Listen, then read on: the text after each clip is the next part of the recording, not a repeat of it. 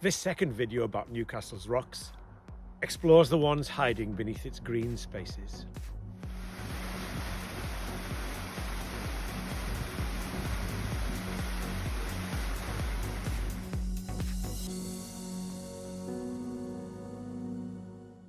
The plan is to visit three well-known green spaces within the city: Jesmond Dean, the town moor, and a famous park. Who knew they were modest rock stars? Jesmond Dean is a wooded valley which carries the Ousebourne.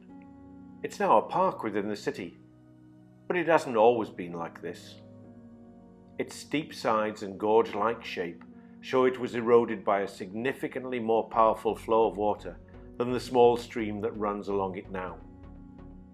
Probably the enormous quantities of water that drained the melting ice sheets and glacial lakes as the last glaciation ended about 15,000 years ago. From the old mill, we'll walk north on the east side of the valley. There are still many representatives of the natural woodland, oak and holly, that would have occupied the Dean for thousands of years.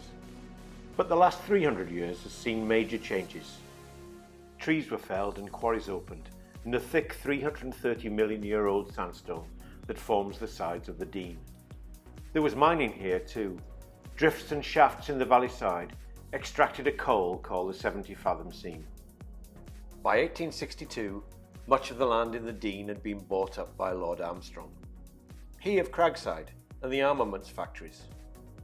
After a lot of blasting of sandstone to create waterfalls and divert the Ousebourne, plus ornamental tree planting, he gifted it back to the people of the city in 1883. Over to the town moor now.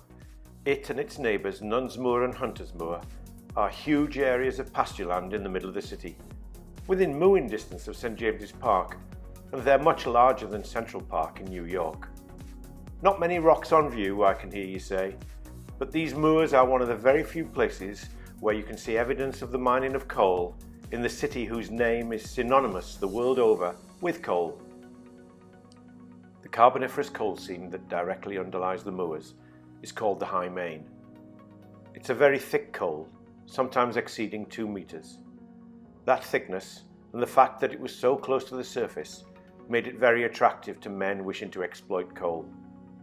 Mining here may have started as early as the 14th century, and by the 19th century mining by bell pits had been replaced by pillar and stall. The very uneven surface of Nunsmoor, just west of Grandstand Road, is caused by old coal workings and their collapse, subsidence. As recently as the Second World War, coal was open casted in the northern parts of the moors. Time to head into the city centre. Past the two large hills, which have nothing to do with working coal. They were the spoil from excavating the expressway through the moor in the 1970s. The northern part isn't open to the public, or we could have taken a trip back to the Ousebourne via the Victoria Tunnel.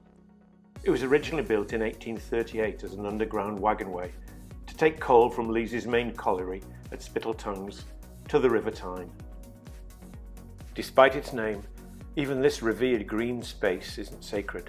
The same High Main coal seam that is beneath the town moor runs under the pitch, and as recent excavation of the old Scottish and Newcastle brewery next door revealed, it's just as likely to have been undermined.